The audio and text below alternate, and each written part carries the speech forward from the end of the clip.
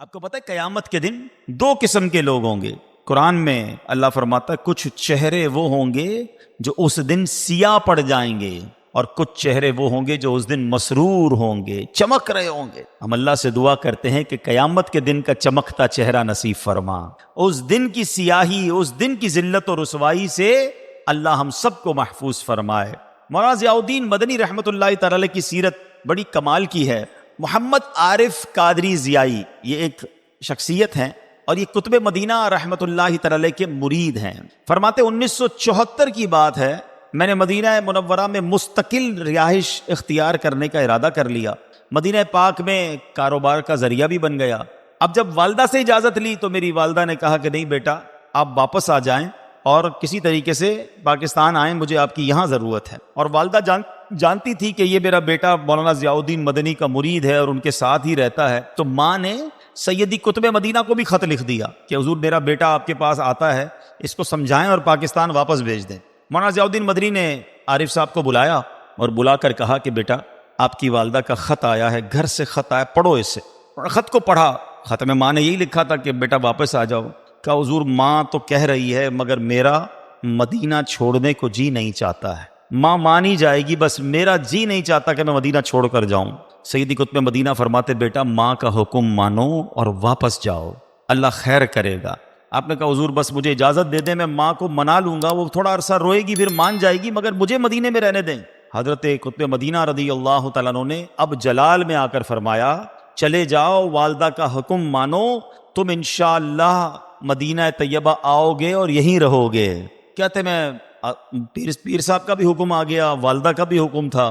میں واپس آیا اور امی جان کے ارشاد پر جب واپس آ گیا تو کچھ ہی عرصے میں ایسا کرم ہوا کہ میری دعائیں رنگ لائیں. پیر صاحب نے جو فرمایا تھا ایسا ہی ہوا.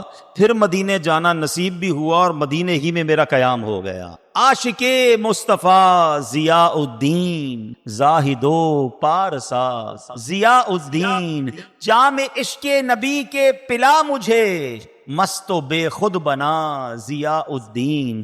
موت آئے مجھے مدینے میں، کر دو حق سے دعا ضیاء الدین. مجھ کو دے دو بقیع غرقد میں، اپنے قدموں میں جا ضیاء الدین. تو اے میرے پیارے اسلامی بھائیو، اس واقعے سے ایک اور بات سیکھنے کو بھی مل رہی ہے کہ والدین کے جو حکم ہے اس کو ماننا ہے. آپ کو معلوم ہے کہ نفلی عمرے یا نفلی حج کرنے بھی بندہ اپنے ماں باپ کی اجازت کے بغیر نہیں جا سکتا. اگر ماں کہتی ہے کہ نہ جاؤ، حالانکہ حج ہے لیکن نفلی ہے نا، فرض نہیں ہے، فرض یقیناً پورا کرنا ہوگا، مگر نفلی حج کے لیے والدین کی اجازت کے بغیر نہیں جا سکتا. والدین کو ضرورت ہے تو ان کے پاس رہے. اب یہ میں یہاں ان لوگوں سے بات کروں گا کہ وہ مدینے میں رہنا چاہتے تھے اور میں نے آپ کو شرعی مسئلہ بھی بیان کر دیا حج کا. ایسے کاموں میں بھی منع ہے اگر ماں اور والد کو ضرورت ہے. تو نیکی کے اتنے بڑے کام سے زیادہ ضروری ماں باپ کی خدمت ہے. تو جو بندہ دوستوں یاروں میں بیٹھ کر برے کاموں میں زندگی گزارے اور اپنے ماں باپ کو وقت نہ دے، ماں باپ کی فرما برداری نہ کرے، تو اس کا کیا ہوگا. اور یہاں میں بیرون ملک میں رہنے والے عاشقان رسول سے بھی بات کروں گا کہ بعض اوقات یورپ میں، افریقہ میں، دنیا بھر میں چلے جاتے ہیں، ماں ادھر پریشان، والد بزرگ بوڑھے پریشان، اور بیٹا کہتا نہیں میں اپنی لائف وہاں گزاروں گا. اور بعض اوقات ماں باپ کو جب انتقال ہو جائے تو چہرہ بھی نہیں دیکھ سکتے. ایسا نہ کیا کریں. مجھے اچھی طرح یاد ہے، کچھ عرصہ پرانی بات ہے، مجھے ایک نوجوان کا یورپ سے فون آیا. آواز تھوڑی سی اس کی بھرائی ہوئی تھی. کہتا ہے عبدالحبیب بھائی مجھے آپ سے ایک مشورہ کرنا ہے. میں نے کہا جی بتائیے. کہتے ماں بوڑھی ہے، بیمار ہے، ماں روز مجھے کہتی بیٹا واپس آ جاؤ، پتہ نہیں کب دنیا سے چلی جاؤں گی، میرے بیٹا میرے پاس آ جاؤ. وہ کہتا ہے میرا جی بھی چاہتا ہے ماں کے پاس جانے کو، مگر مسئلہ یہ ہے کہ یورپ آ تو گیا ہوں، کاغذات بنے نہیں ہیں. اگر میں واپس چلا گیا تو پھر یورپ نہیں آ سکوں گا، میرے ڈاکیومنٹ ابھی بننے میں ٹائم ہے، پتہ نہیں کتنا ٹائم لگے. میں نے اس نوجوان سے کہا کہ بیٹا بات یہ ہے کہ اگر ماں چلی گئی نا تو ماں دوبارہ نہیں آئے گی. تمہارے ڈاکیومنٹس تو بعد میں بھی بن جائیں گے، اور اگر نہ بھی بنے تو خیر ہے، باہر کی 2 روٹی سے ماں باپ کے قدموں کی آدھی روٹی اچھی ہے. بیٹا واپس آ جاؤ اور ماں کی خدمت کر لو، ورنہ زندگی بھر پچھتاؤ گے اگر ماں چلی گئی. وہ نوجوان فون پر ہی رونے لگا. کہتا ہے بات آپ کی ٹھیک ہے، اب میں واپس آ جاتا ہوں۔ تو میں ان سب سے بات کرنا چاہتا ہوں جن کے ماں باپ انتظار کر رہے ہیں، بچپن میں انہوں نے ہمیں پال پوس کر بڑا کیا، آج بڑھاپے میں ان کو ہماری ضرورت ہے۔ ارے بیرون ملک والوں کو چھوڑو، آج شہر کراچی میں رہ کر اپنے ماں باپ کے پاس لوگ نہیں جاتے، اپنے گھر کے پاس رہ کر ماں باپ کے لیے ٹائم نہیں ہوتا، گھر میں جائیں تو ماں باپ کو کہتے ہیں ہمارے پاس ٹائم نہیں ہے، آپ تو ہمیشہ وہی پرانی باتیں کرتی ہو، آپ تو ہمیشہ وہی پرانی باتیں ابو جان کرتے ہیں، ہمیں مزہ نہیں آتا آپ کے پاس بیٹھنے کے لیے۔ ہمیں کیا ہو گیا ہے؟ یقین کریں، میں آپ کو صحیح بتا رہا ہوں، یہ دکھ شاید آپ ابھی نہیں سمجھ پا رہے، دوستوں میں اور جو دنیا کی رنگینیوں میں بزی ہیں، جس کے ماں باپ چلے گئے نا، اس سے پوچھو اب وہ کتنے یاد آتے ہیں۔ اب بندہ کہتا ہے کاش تھوڑا وقت بتاتا، ماں بلاتی تھی کاش اور بیٹھتا، والد کے پاس اور بیٹھتا، ان کے پیر دباتا، ان کی خدمت کرتا، کچھ ایسی باتیں کرتا کہ والد کے چہرے پر اور مسکراہٹ لاتا۔ یہ بڑی عبادت ہے کہ بندہ ماں باپ کے پاس بیٹھے اور ایسی باتیں کرے کہ ماں باپ کے چہرے پہ مسکراہٹ آ جائے، ماں باپ خوش ہو جائیں۔ سوچو نا، جب آپ اور میں بچے تھے، ماں باپ نے کتنی بار ہمیں مسکرانے پہ مجبور کیا، کتنا ہنسایا تھا۔ اچھا، اس بات کو وہ زیادہ جلدی سمجھتے جب ان کی اولاد ہوتی ہے، جب وہ خود باپ بنے نا، ہم باپ بنے تو پھر پتا چلا کہ بچے کو ہم کتنا پیار کرتے ہیں۔ ایک ہی بات بار بار بچہ ریپیٹ کرتا ہے، ہم بار بار سنتے ہیں، کبھی نہیں کہتے بیٹا ایک ہی بات کیوں سنا رہے ہو، 100 بار ایک ہی نظم، 100 بار ایک ہی جملہ، بلکہ بچے کو کہتے بھی یہی وہی والی بات ذرا دوبارہ سناؤ، وہ کہتا ہے، پھر ہنستے ہیں۔ باپ بچے کی بات 100 بار سنے مزہ آتا ہے، مگر یہی بچہ بڑا ہو کر باپ ایک بات کو 3 بار ریپیٹ کر دے تو کہتے ہیں ابو آپ ایک ہی بات بار بار کر رہے ہیں، امی تمہارے پاس وہی کہانیاں وہی باتیں ہوتی ہیں۔ نہ کرو ایسا، پلیز قدر کیجئے۔ مولانا ضیاء الدین مدنی قطب مدینہ نے بیٹے کو ماں کے پاس مدینے سے بھیج دیا، یہ درس ہے ہمارے لیے۔ اور ایک جملہ یاد رکھنا، جس سے اس کا والد راضی، اس سے اس کا رب راضی، اور جس سے اس کا والد ناراض، اس سے اس کا رب ناراض۔ ماں باپ کو ناراض نہ کرنا۔ اللہ کرے کہ ہم اس بات کو سمجھ لیں۔ بے شک شادی ہو گئی آپ کی، بے شک آپ بیزی ہیں، بے شک آپ کی اپنی فیملی ہے، ماں باپ کا حق ہے کہ انہیں ٹائم دیجئے، وقت بتائیے ان کے ساتھ۔ ماں باپ پیسے نہیں مانگتے، وہ ٹائم مانگتے ہیں، وہ پیار مانگتے ہیں، ان کو اچھا لگتا ہے ہمارا بیٹا ہمارے ساتھ تھوڑی دیر بیٹھا ہے، مگر ٹائم نہیں ہے آج کی اولاد کے پاس۔ اچھا، جاتے بھی ہیں تو موبائل ہاتھ میں ہے، ماں باپ کے پاس بھی جو ٹائم گزارا وہ موبائل پہ ہی گزارا، ماں باپ کے ساتھ نہیں گزارا۔ رکھ دیں تھوڑی دیر موبائل سائیڈ پہ، کریں ان سے باتیں، ان کے دل کی باتیں ان کو کرنے دیں، کوئی بات نہیں، بلکہ ہمیں تو باتیں بھی وہ کرنی چاہیے جس سے وہ خوش ہوتے ہوں۔ اب ماں باپ کے پاس جا کر کوئی سائنسی فارمولے بیان کرنا شروع کرتے ہیں، ان کو کیا پتا، ان سے ان کے زمانے کی باتیں کریں، ان کے دوستوں کی باتیں کریں، ہاں غیبت نہ ہو، شرعی طور پہ کوئی گناہ نہ ہو تو اچھی اچھی باتیں کریں۔ اللہ کرے کہ یہ بات آپ خاص طور پہ اب عید کے دن ہیں، مجھے یہ بھی اندازہ ہے کئی لوگ ماں باپ سے ناراض ہو کر گھر سے نکل گئے ہیں، اپنی دنیا الگ بسا لی ہے۔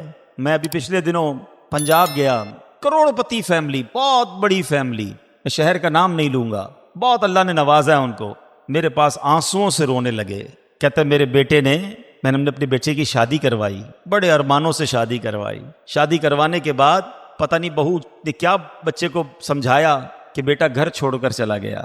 اب جب ان کے یہاں اولاد ہوئی، میری پوتی ہوئی، میری پوتی کو بھی میرے گھر نہیں آنے دیتے، بیٹا ہم سے ملنے نہیں آتا، وہ آنسوؤں سے رو رہے تھے۔ کہا میں نے کئی بار اپنے بیٹے کو کہا بیٹا اب کوئی مسئلہ ہے تو مجھے بتا دو، ہمیں یوں بڑھاپے میں چھوڑ کر تو نہ جاؤ۔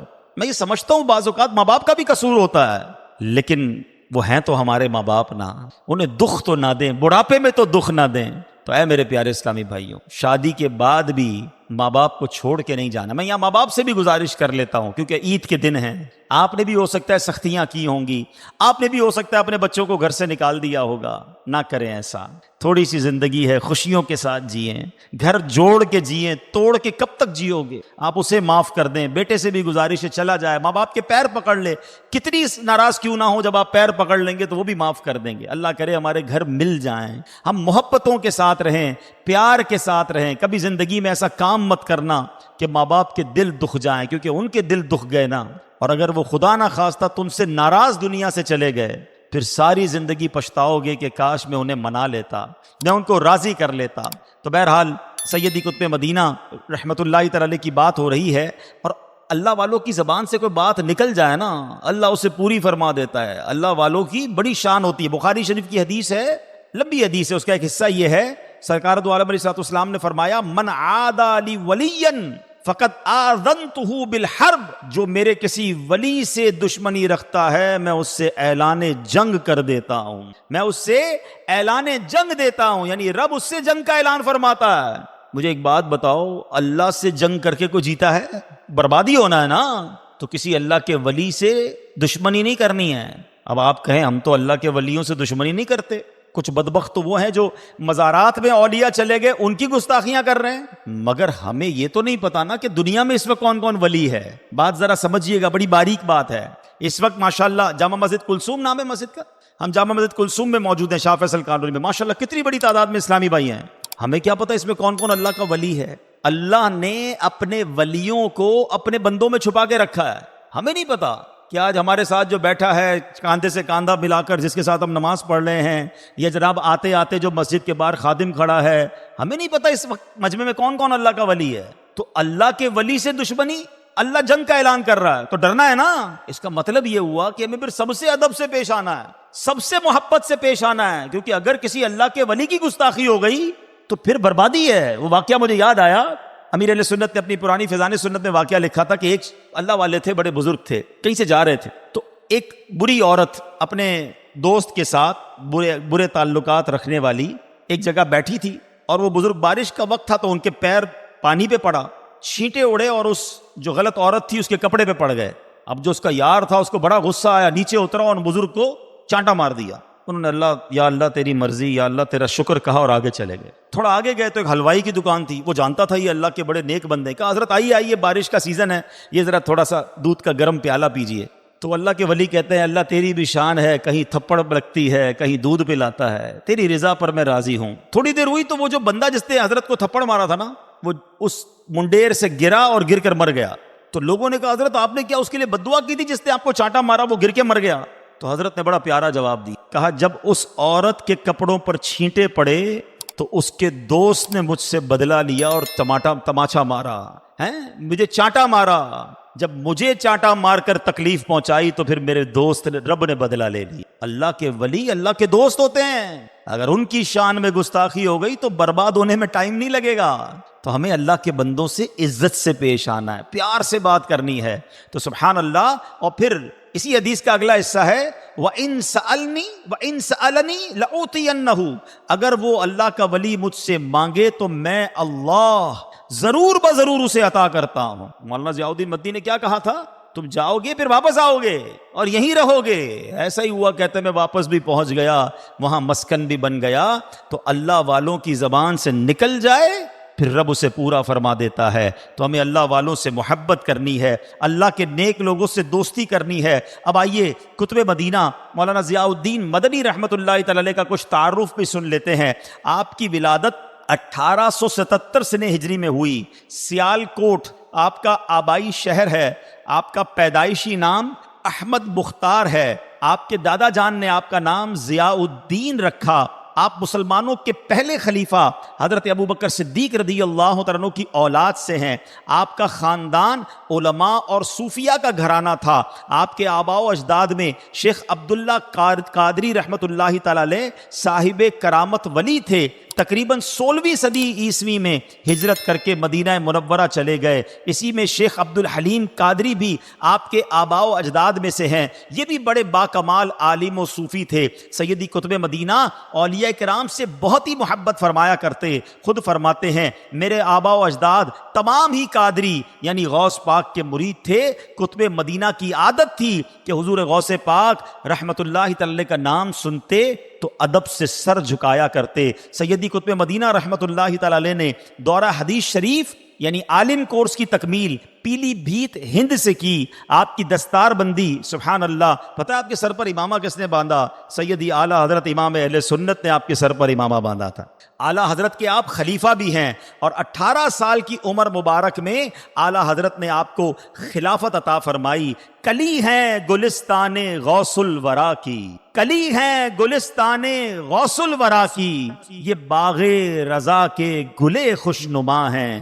1910 میں آپ مدینہ منورہ میں حاضر ہوئے، 70 سال سے زیادہ عرصہ آپ کا مدینہ منورہ میں قیام رہا اور آخر مدینہ ہی میں انتقال ہوا اور آپ کا مزار جنت البقیع میں ہے۔ سبحان اللہ، تم کو کتب مدینہ یا مرشد علماء نے کہا، ضیاء الدین 500 سال تک مدینے میں تم نے بانٹی ضیاء الدین۔ سیدی قطب مدینہ بڑے ملنسار تھے، جو بھی آتا مرحبا مرحبا کہہ کر اس کا استقبال کرتے۔ خود امیر اہل سنت فرماتے ہیں کہ میں جب قطب مدینہ کی بارگاہ میں حاضر ہوتا تو سیدی قطب مدینہ جب ان سے کہا جاتا حضور دعا کریں تو اتنی بڑی ہستی ہو کر آپ کہا کرتے میں تو دعا گو بھی ہوں اور دعا جو بھی ہوں، یعنی دعا کرتا بھی ہوں اور آپ سے دعا کا طلبگار بھی ہوں۔ سبحان اللہ، حسن اخلاق کے پیکر ہیں، آنے والوں کو مرحبا کہہ کر استقبال کر رہے ہیں۔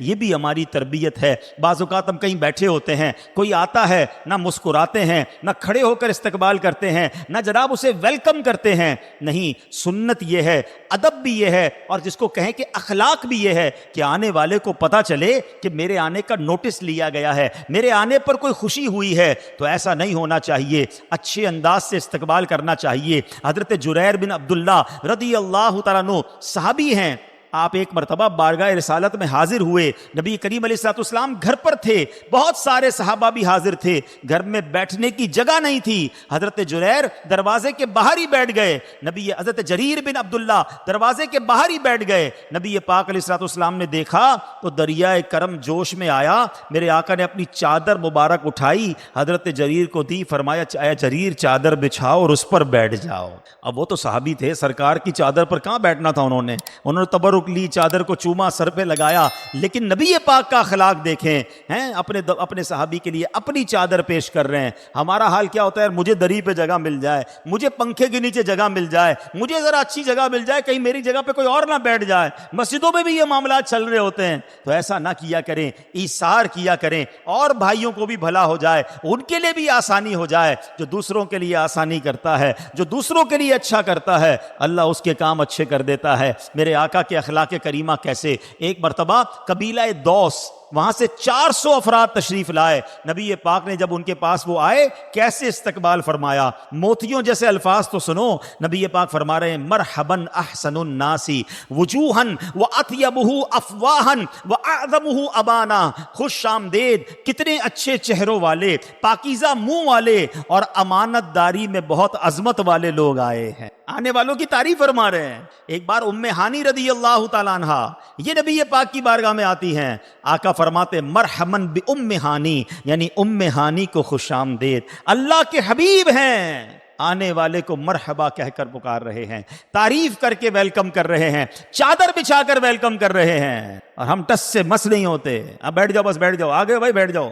اخلاق، پیار، اس سے دلوں میں جگہ بنتی ہے۔ اللہ کرے کہ ہم مسکرانے والے بن جائیں، اچھے انداز میں بات کریں۔ نبی پاک علیہ الصلوۃ والسلام فرماتے ہیں اپنے مسلمان بھائی سے کھلے ہوئے چہرے کے ساتھ ملنا بھی نیکی ہے۔ کھلا ہوا چہرہ ہو، ویلکم، پتا چلے اس کو کہ آپ آئیں۔ تو دیکھیں ایک بات یاد رکھیے گا، یہ مجھے بھی اچھی طرح اندازہ ہے کہ غم ہوتے ہیں، تکلیف بھی ہوتی ہے، بندہ دکھی بھی ہوتا ہے، لیکن میرا دکھ میرا ہے نا، جو مجھ سے ملنے آیا اس کا نہیں ہے، میری ٹینشن میری ہے، وہ تو مجھ سے ملنے آیا نا، اس کو بھی میں ٹینشن دے رہا ہوں۔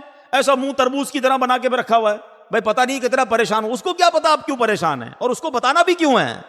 ایک جملہ بڑا مشہور ہے اور محاورتاً ساری بول رہے ہوتے ہیں، اللہ پاک آپ کو صبر جمیل عطا فرمائے، صبر جمیل پر اجر عظیم عطا فرمائے۔ اب ان حاجی صاحب سے پوچھ لو حضرت صبر جمیل کیا ہے، تو کہیں گے کسی جمیل بھائی کا صبر ہوگا۔ نہیں، ڈیفینیشن آف صبر جمیل یہ ہے کہ جو مصیبت میں ہے اور جو مصیبت میں نہیں ہے، ان دونوں کو دیکھو تو پتہ نہ چلے کہ کون مصیبت میں، دونوں فریش لگ رہے ہیں، یعنی چہرہ بھی میرا نہ بتایا کہ میں کتنا اندر سے دکھی ہوں، مجھے کتنے پرابلمز ہیں۔ مزہ یہ ہے صبر جمیل۔ ہمارا تو چہرہ ہی بتا دیتا ہے، اور بھائی خیریت تو ہے، کیا ہو گیا، آپ کا چہرہ عجیب سا ہو رہا ہے، ہوائیاں اڑ رہی ہیں، اور بس یار کیا بتاؤں، بڑا پریشان ہوں۔ نہیں، پتہ ہی نہ چلے کسی کو، میں جانوں میرا رب جانے۔ بندوں نے کیا کرنا ہے، میں بندوں کو اپنے دکھ بتا کر کیا کر لوں گا، ثواب بھی چلا جائے گا، ہونا بھی کچھ نہیں ہے۔ وہ شاعر کہتے ہیں نا، کسی کا احسان کیوں اٹھائیں، کسی کو حالات کیوں بتائیں تمہیں سے مانگے یہ تم ہی دو گے تمہارے در سے ہی لو لگی ہے. زندگی کا اصول بنا لیں. دنیا والوں کو نہ بتائیں کیا پرابلم ہے، بلکہ سچی بات بتاؤں، تجربے کی بات بتا رہا ہوں، میری بات بہت سارے مانیں گے.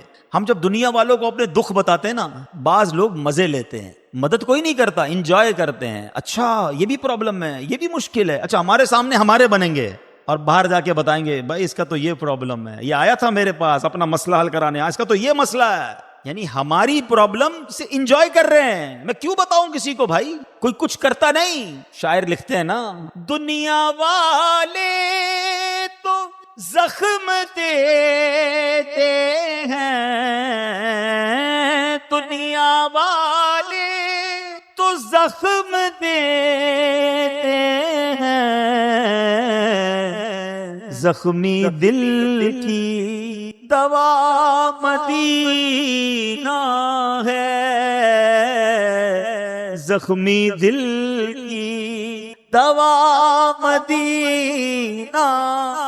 بیماریاں بھی نہ بتایا کرو، اس میں بھی انجوائے کرتے ہیں. کیوں ہو مایوس اے مریضوں تم، کیوں ہو مایوس اے مریضوں تم،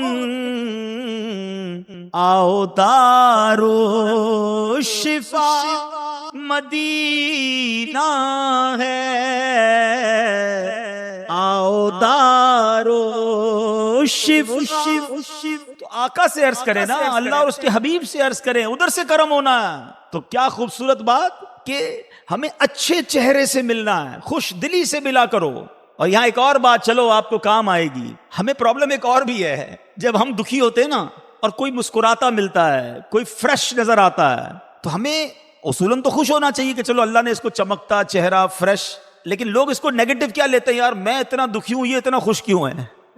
میں آپ کو صحیح بات بتاؤں، دنیا میں سب کے الگ الگ دکھ ہیں. ہمیں ایسا لگتا ہے میں ہی سب سے بڑا دکھی ہوں، یہ بھول ہے آپ کی. ہمیں لگتا ہے پیسے والے بڑے مزے میں ہیں. سنو میری بات، پیسے والوں کے الگ دکھ ہیں، غریبوں کے الگ دکھ ہیں. ہاں جو مشہور ہے نا اس کی الگ پرابلم ہے، جس کو کوئی نہیں جانتا اس کی الگ پرابلم ہے. یہ دنیا مسائل میں ہی زندگی مسئلے میں ہی گزرتی ہے. یہ آپ کو لگ رہا ہے کہ یار میں ہی پریشان ہوں وہ بڑا خوش ہے، نہیں. شادی شدہ ہے اس کی الگ پرابلم ہے، جس کی شادی نہیں ہو رہی اس کی الگ پرابلم ہے، جس کی اولاد ہو گئی اس کی الگ مسئلے ہیں، جو بے اولاد ہے اس کی الگ مسئلے ہیں. ہاں دنیا دیکھیں ایک جملہ یاد رکھ کر لو، نگران شورا ہمارے بڑی پیاری بات سکھاتے ہیں. زندگی کی جو گاڑی ہے نا وہ مسائل کے پہیوں پر ہی چلتی ہے. مسائل تو آئیں گے ہی، لائف ہے ہی ایسی نا. اچھا آج نہیں ہے، ہو سکتا ہے ایسا کوئی بھائی بیٹھا ہو کہ جو کہ یار مجھے تو اللہ کا شکر ہے کوئی مسئلہ نہیں، اللہ آپ کو ہمیشہ محفوظ رکھے. لیکن بی ریڈی، اگر آج پرابلم نہیں ہے نا تو کبھی نہیں آئے گا، ایسا نہیں ہوگا. تیار رہنا، کیونکہ قرآن میں رب نے فرمایا نا وَلَنَبْلُوَنَّكُمْ بِشَيْءٍ مِّنَ الْخَوْفِ وَالْجُوعِ وَنَقْصٍ مِّنَ الْأَمْوَالِ وَالْأَنفُسِ وَالثَّمَرَاتِ. لسٹ بھی دے دی اللہ نے، ہم ان قریب تمہیں آزمائیں گے. بی ریڈی، بی کیئرفل، تیار رہنا. کن چیزوں سے؟ خوف سے، بھوک سے، تمہاری باڈی کے پرابلم ہوگی، تمہارے مال خراب ہو جائیں گے، بچوں کے مسائل ہوں گے. یہی تو مسئلے ہیں. کاروبار خراب ہو جاتا ہے، نوکری میں پرابلم ہو جاتی ہے، کسی دشمن کا خوف آ جاتا ہے، بیماری اچانک آ جاتی ہے، چلتے چلتے بیمار ہو جاتا ہے. ہم ٹھیک ہے، بچوں میں پرابلم آ جاتی ہے. اللہ نے فرما دیا یہ سب ہوگا، مگر آگے کیا فرمایا؟ جو اس امتحان کو اچھے طریقے سے صبر سے گزار لے گا وَبَشِّرِ الصَّابِرِينَ، خوشخبری ہے صبر والوں کے لیے. ہمیں خوشخبری لینی ہے، ہمیں انعام لینا ہے رب سے. الَّذِينَ إِذَا أَصَابَتْهُمْ مُصِيبَةٌ، جب ان پر کوئی مصیبت آتی ہے کیا کہتے ہیں؟ قَالُوا إِنَّا لِلَّهِ وَإِنَّا إِلَيْهِ رَاجِعُونَ، ہم اللہ ہی کا مال ہیں اور اللہ ہی کی طرف لوٹ جانا ہے. تو زندگی مسائل میں گزرے گی، ٹینشن نہ لیا کرو زیادہ، یار یہ کیوں ہو گیا، بھائی ہونا تھا. اس جہاں میں پرابلم ہی آنی ہے. ایک اور حدیث پاک روایت سن لو اور تھوڑا سا کول ڈاؤن ہو جاؤ گے، تھوڑی چاہ کے چہرے پہ مسکراہٹ تو آئے. ہر وقت ہی ٹینشن، ہر وقت ہی پرابلم، جو ملتا ہے بندہ کہتا ہے یار اس سے جب ملو یہ بیچارہ پریشانی نظر آتا ہے. نہیں، خوش رہا کرو. یہ مسائل نہیں ختم ہونے، یہ چلتے ہی رہیں گے. لیکن مسکرانا صدقہ ہے، پیسے بھی نہیں لگتے. اچھا مزے کی بات ہے آپ مسکراؤ، سامنے والا بھی مسکرا پڑے گا تو اچھا ہے نا، ماحول اچھا ہو جاتا ہے. ہم ماحول خراب کیوں کریں یار؟ گھر میں جائیں مسکراتے ہوئے، سب کے چہروں پہ مسکراہٹ بکھیر دیں، ثواب بھی ملے گا، ماحول بھی سافٹ ہو جائے گا، پیسے بھی خرچ نہیں ہوئے. اب سنو، روایتوں میں آتا ہے دنیا مومن کے لیے قید خانہ ہے اور کافر کے لیے جنت ہے. کئی لوگ کہتے ہیں نا یار یہ غیر مسلم ان کے ملکوں میں جاؤ، کتنے پیسے، کیسی صفائی، کیسی رونق، جناب ادھر امن و امان بھی بڑا ہے، مزے بھی بہت ہیں، تنخواہ بھی زیادہ ہے.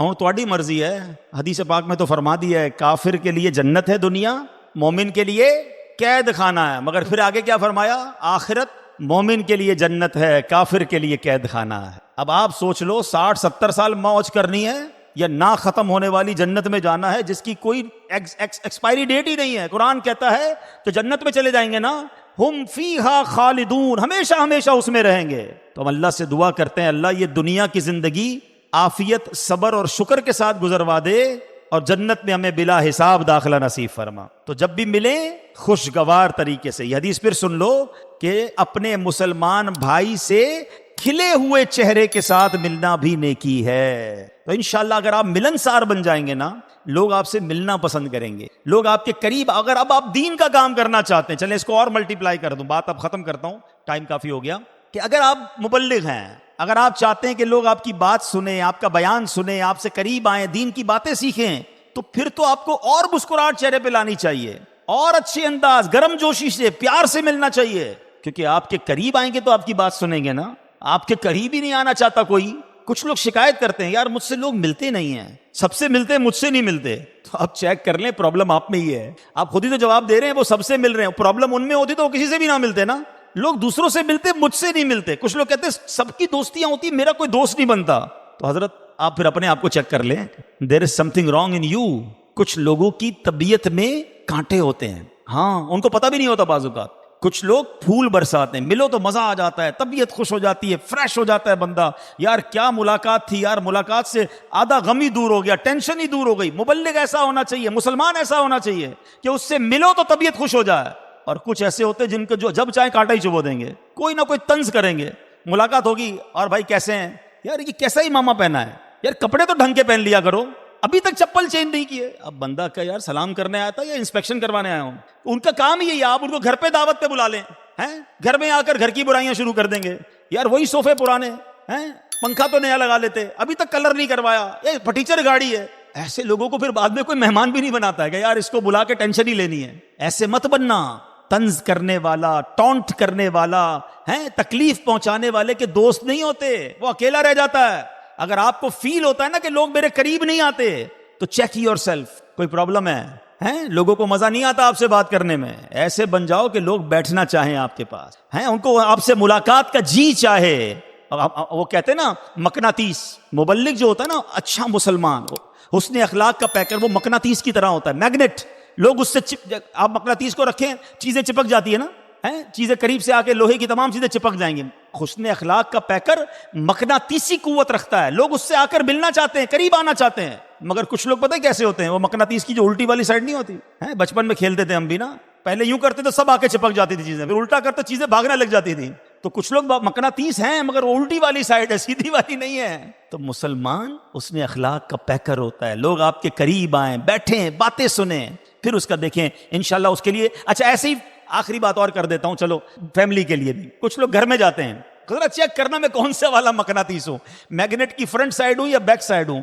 کچھ لوگ گھر میں جاتے ہیں نا، بچے کہتے ہیں جلدی سو جاؤ سو جاؤ، ابو آ گئے ہیں. گھر میں ہر کوئی بھاگنے لگ جاتا ہے ہم سے دور، ہیں کوئی ادھر کچن میں گھس جائے گا، کوئی بستر میں گھس جائے گا. کیوں؟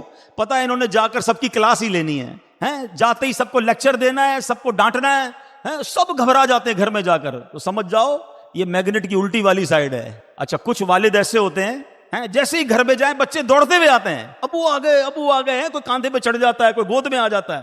It means you are good. لوگ آپ کے قریب، بچے بھی قریب آنا پسند کر رہے ہیں. تو یہ سیکھو. اگر ایسا نہیں ہے نا، آپ لائف نہ بچوں کی تربیت کر سکیں گے نہ فیملی کی تربیت کر سکیں گے. اچھا معذرت کے ساتھ ایسے نمازی بھی ہوتے ہیں، ہاں 5 ٹائم نماز پڑھنے آئیں گے، مگر جیسے ہی وہ مسجد میں آئیں گے نا، مؤذن صاحب کہیں گے سیدھے ہو جاؤ بھائی. انہوں نے آ کے کوئی نہ کوئی یہ لائٹ کیوں نہیں جل رہی، یہ پنکھا کیوں بند ہے، تو مائک کیوں ٹھیک نہیں ہے، 1 منٹ نماز لیٹ ہو جائے تو امام صاحب سے لڑنا شروع کر دیں گے. اچھا یہی حاجی صاحب جو 2 منٹ نماز لیٹ ہونے پہ لڑ رہے ہیں، باہر چائے کی دکان پہ آدھا گھنٹہ بیٹھے ہوں گے، ان کو کوئی ٹینشن نہیں ہے. 2 منٹ جماعت لیٹ ہوئی، 1 منٹ دعا لیٹ ہوئی، اس پہ پریشان کریں گے. یہ نہ کیا کریں یار. اپنی طبیعت میں طنز، اعتراض، اس کو ختم کریں. آپ اکیلے رہ جاؤ گے، لوگ آپ سے عزت بھی کریں گے تو ڈر کے کریں گے. قطب مدینہ سبحان اللہ کیا کمال کی شخصیت ہے. کوئی بندہ آتا نا کہتے نعت پڑھنا آتی ہے، کہاں تو نعت سناؤ، سید قطب مدینہ ان سے نعتیں سنا کرتے تھے. تو یہ اللہ والوں کی شان ہے، اخلاق کے پیکر ہوا کرتے. تو بہرحال باتیں تو بہت ساری تھیں، بیان کہیں اور نکل گیا، لیکن چلیں یہ باتیں بھی ہماری تربیت کے لیے ضروری ہیں، اور یہی اللہ والوں کا فیضان ہوتا ہے. یہ قطب مدینہ کا ہی فیضان ہے کہ انہوں نے ہمیں بیان کو اس طرف موڑ دیا کہ چلیں ہم سب ان کے اخلاق کے صدقے اخلاق والے بن جائیں، مسکرانے والے بن جائیں، نرمی والے بن جائیں، شفقت والے بن جائیں. آپ کو پتہ ہے 2 قسم کی مکھیاں ہوتی ہیں، ہنی بی یا ہاؤس فلائی. ہنی بی کون سی ہوتی ہے؟ شہد کی مکھی. کہاں بیٹھتی ہے بتاؤ نا؟ پھولوں پر. کہاں بیٹھتی ہے؟ شہد لے کر آتی لیکن بیٹھتی کدھر ہے؟ اور ایک گھریلو مکھی ہوتی ہے، وہ کہاں بیٹھتی ہے؟ گندگی. آپ کے گھر میں اچھے فروٹ پڑے ہوں، اچھے پھول ہوں، آپ کے گھر میں خوشبو ہو، کہیں نہیں بیٹھے گی وہ. گھر میں جدھر کچرا ہوگا ادھر جا کے بیٹھ جائے گی. ایسا ہی ہے. اور شہد کی مکھی کہاں بیٹھے گی؟ پھولوں پر. اب چیک کر لو اپنے آپ کو، میں لوگوں کی خوبیاں تلاش کرتا ہوں یا دوربین لگا کر لوگوں کے عیب تلاش کرتا ہوں؟ اس کا مطلب ہے کون سی والی مکھی ہوں، شہد کی یا وہ گندی والی؟ کچھ لوگوں کو کچھ نظر نہیں آئے گا، صرف غلطی نظر آئے گی. تو یہ خود اپنے بارے میں غور کریں کہ میری نگاہیں ایسی ہو گئی ہیں کہ مجھے مسلمان میں صرف عیب ہی نظر آتا ہے، کوئی خوبی نہیں ہے اس میں. خوبیوں کی بات کریں، خوشیوں کی بات کریں. بشرو ولا تنفرو، حدیث پاک کا مضمون ہے. خوشخبری سناؤ، نفرت نہ پھیلاؤ. یسرو ولا تعسرو، آسانی کرو مشکل نہ کرو. کیا خوبصورت حدیث ہے یار، صرف اسی پر عمل کر لیں زندگی آسان ہو جائے گی. دوبارہ سنو، بشرو ولا تنفرو، خوشخبری سنایا کرو، نفرت اور تکلیفیں نہ پھیلایا کرو. یسرو ولا تعسرو، آسانی کیا کرو، تکلیف نہ پہنچایا کرو. بس زندگی کا یہ فارمولہ بنا لیں. آپ لوگوں کے لیے آسان ہو جائیں، آپ کی زندگی آسان ہو جائے گی، آپ کی فیملی آسان ہو جائے گی، آپ کے بچے، آپ کی بہو، آپ کے داماد. یہ سب پرابلم اسی لیے ہیں کہ عیب بھی ڈھونڈنے، تنقید ہی کرنی ہے، طنز ہی کرنا. نہیں کریں ایسا. اللہ کرے کہ ہم اخلاق کے ان پھولوں کو اپنے دل کے مدنی گلدستے میں سجانے والے بن جائیں. اور یہی کمال ہے دعوت اسلامی کا. آیا کریں دعوت اسلامی کے اجتماعات میں. شرعی مسائل کے ساتھ ساتھ ہمیں فیملی اور لوگوں کے ساتھ کیسے رہنا ہے یہ بھی ہماری تربیت کی جاتی ہے. اللہ کریم ہماری دعوت اسلامی کو بھی خوب برکتیں اور قطب مدینہ رحمۃ اللہ تعالی علیہ کی جو ولادت کی بات ہوئی تھی تو وہاں میری زبان سے 1877 ہجری نکل گیا. 1877 تو ابھی آئی نہیں ہے، ابھی تو 1400 سن چل رہا ہے. 1877 عیسوی جو ان کا ولادت کا سال تھا. جزاک اللہ جنہوں نے مجھے میری تربیت فرمائی. اب انشاءاللہ ہم جو ہمارے ہر جمعرات کو معمولات پڑھائے جاتے ہیں، درود پاک اور دعائیں ہم انشاءاللہ وہ پڑھیں گے. درود پاک پڑھنے، صلو علی الحبیب. ماشاءاللہ دعوت اسلامی جیسے ابھی ہم نے سنا کہ کروڑوں لوگ قربانی کر رہے ہیں، اور آپ کی میری دعوت اسلامی دنیا بھر میں دین متین کی خدمت کر رہی ہے. 1500 سے زیادہ جامعۃ المدینہ ہیں، ہزاروں مدرسۃ المدینہ ہیں، لاکھوں بچے اور بچیاں حفظ کر رہے ہیں، ناظرہ پڑھ رہے ہیں، قرآن پڑھ رہے ہیں، عالم بن رہے ہیں، اور پھر مسجدیں اور پھر دنیا بھر میں دین کا کام. تو اس تمام کاموں کے لیے یقیناً آپ کی مدد کی حاجت ہے. تو جہاں جہاں قربانی کریں تو اپنی قربانی کی خال اپنی دعوت اسلامی کو دیں، اور اپنے رشتہ داروں اور دوستوں کو بھی اس کی دعوت دیں کہ قربانی تو کرنی ہے. تو خال اگر دعوت اسلامی کو جائے گی اور اس خال سے انشاءاللہ اگر کسی مدرسے میں کسی دین کے کام میں وہ پیسے خرچ ہو گئے تو ہمارے لیے ہو سکتا ہے وہ صدقہ جاریہ بن جائیں. اس بار تو خال کی قیمت بھی بہت کم ہے، یعنی اگر ہم نے پچھلے سال خالیں کی تھیں، اگر اس کو ڈبل کریں گے تب جا کے پچھلے سال جتنے پیسے ہو سکیں گے. تو آپ نے بھی اس بار تعاون کرنا ہے، دوستوں رشتہ داروں سے بھی بات کرنی ہے. اور اگر آپ کے پاس دعوت اسلامی والے نہ پہنچ سکیں تو آپ نے خود تھیلی میں ڈال کر قریب کسی دعوت اسلامی کے مرکز یا اسٹال تک خال پہنچانی ہے تاکہ یہ نیکی کا کام ہو جائے. اور ایک اور بات میں کر لوں، لاکھوں روپے کا جانور قربان کرتے ہیں تو چند 100 یا 1000 روپے خرچ کر کے صفائی بھی کروا لیا کریں، کیونکہ بعد میں جو آلائشیں اور جو گندگی دنیا میں کہیں بھی روڈ پر قربانی نہیں ہوتی ہے. ہم روڈوں پہ قربانی کرتے ہیں اور سب کچھ چھوڑ کے اپنا گوشت لے کے چلے جاتے ہیں، پھر بے شک روڈ کا بیڑا غرق ہو جائے. تو یہ وطن ہمارا ہے، یہ محلہ ہمارا، یہ سڑکیں ہماری ہیں. جب آپ کا گھر صاف رکھ سکتے ہیں تو باہر اپنے گھر کے باہر چند فٹ کی جو سڑک ہے اس کو بھی صاف کر لیا کریں. چند 100 روپے خرچ کر لیں جب آپ نے لاکھوں روپے جانور پہ خرچ کیے ہیں. تو انشاءاللہ اس بار اس پر بھی کوشش کریں. سارے کام گورنمنٹ کے نہیں ہوتے، ہمارے بھی ہوتے ہیں. اتنا خون بہتا ہے، اتنی جناب آلائشیں ہوتی ہیں، اتنی سخت گرمی پڑ رہی ہے، تھوڑی دیر میں بیکٹیریا ہو جائیں گے، تھوڑی دیر میں جراثیم ہو جائیں گے، بدبو اور تعفن الگ پھیل جاتا ہے. کئی دنوں تک ہماری گلیوں سے بدبو آ رہی ہوتی ہے. تو ایسا نہ کریں، یہ اتنا خوبصورت فریضہ ہے تو اس پر نفاست بھی، صفائی بھی ہمارے اسلام نے سکھائی ہے، تو اس صفائی کا بھی ہم نے خیال رکھنا ہے. اللہ پاک عمل کرنے کی توفیق عطا فرمائے. صلو علی الحبیب. اب آئیے انشاءاللہ درود پاک اور جو دعائیں ہیں وہ پڑھ لیتے ہیں۔ بزرگوں نے فرمایا جو شخص ہر شب جمعہ یعنی جمعہ اور جمعرات کی درمیانی رات یہ درود شریف پابندی سے کم از کم ایک مرتبہ پڑھے گا، موت کے وقت سرکار مدینہ صلی اللہ تعالیٰ علیہ وسلم کی زیارت کرے گا، اور قبر میں داخل ہوتے وقت بھی یہاں تک کہ وہ دیکھے گا کہ سرکار مدینہ صلی اللہ تعالیٰ علیہ وسلم اسے قبر میں اپنے رحمت بھرے ہاتھوں سے اتار رہے ہیں۔ مل کر پڑھ لیجئے، اللہم صلی وسلم وبارک علی سیدنا محمد النبی الامی الحبیب العالی القدر العظیم الجاہ وعلی آلہ وصحبہ وسلم۔ حضرت انس رضی اللہ تعالیٰ عنہ سے روایت ہے کہ تاجدار مدینہ صلی اللہ تعالیٰ علیہ وسلم نے فرمایا جو شخص یہ درود پاک پڑھے، اگر کھڑا تھا تو بیٹھنے سے پہلے اور بیٹھا تھا تو کھڑے ہونے سے پہلے اس کے گناہ معاف کر دیے جائیں گے۔ مل کر پڑھ لیں، اللہم صلی علی سیدنا و مولانا محمد وعلی آلہ وسلم۔ جو یہ درود پاک پڑھتا ہے اس پر رحمت کے 70 دروازے کھول دیے جاتے ہیں۔ مل کر پڑھ لیں، صلی اللہ علی محمد۔ علامہ احمد ساوی رحمۃ اللہ تعالی علیہ بعض بزرگوں سے نقل کرتے ہیں اس درود شریف کو ایک بار پڑھنے سے 6 لاکھ درود شریف پڑھنے کا ثواب حاصل ہوتا ہے۔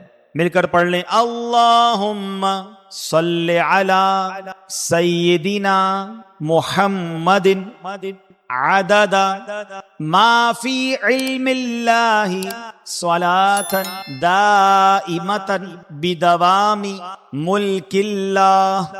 ایک دن ایک شخص آیا تو نبی پاک علیہ الصلوۃ والسلام نے اسے اپنے اور صدیق اکبر رضی اللہ عنہ کے درمیان بٹھا لیا۔ اس سے صحابہ کرام کو حیرت ہوئی کہ یہ کون بڑے مرتبے والا شخص ہے۔ جب وہ چلا گیا تو نبی پاک علیہ الصلوۃ والسلام نے فرمایا یہ جب مجھ پر درود پاک پڑھتا ہے تو یوں پڑھتا ہے۔ مل کر پڑھ لیں، اللہم صلی علی محمد کما تحب وترضی لہ۔ شافع امم صلی اللہ علیہ وسلم کا عظمت والا فرمان ہے، جو شخص یوں درود پاک پڑھے اس کے لیے میری شفاعت واجب ہو جاتی ہے۔ مل کر پڑھیں، اللہم صلی علی محمد وانزلہ المقعد المقرب عندک یوم القیامہ۔ حضرت ابن عباس رضی اللہ عنہ سے روایت ہے کہ سرکار مدینہ صلی اللہ علیہ وسلم نے فرمایا اس کو پڑھنے والے کے لیے 70 فرشتے 1000 دن تک نیکیاں لکھتے ہیں۔ مل کر پڑھ لیں، جزا اللہ عنا محمدا ما هو اہلہ۔ فرمان مصطفیٰ صلی اللہ علیہ وسلم جس نے اس دعا کو 3 مرتبہ پڑھا گویا اس نے شب قدر حاصل کر لی۔ مل کر پڑھ لیں، لا الہ الا اللہ الحلیم الکریم سبحان اللہ رب السماوات السبع ورب العرش العظیم۔ لا الہ الا اللہ الحلیم الکریم سبحان اللہ رب السماوات السبع ورب العرش العظیم۔ لا الہ الا اللہ الحلیم الکریم سبحان اللہ رب السماوات السبع ورب العرش العظیم۔ صلو علی الحبیب، صلو علی الحبیب صلی اللہ تعالی علی محمد۔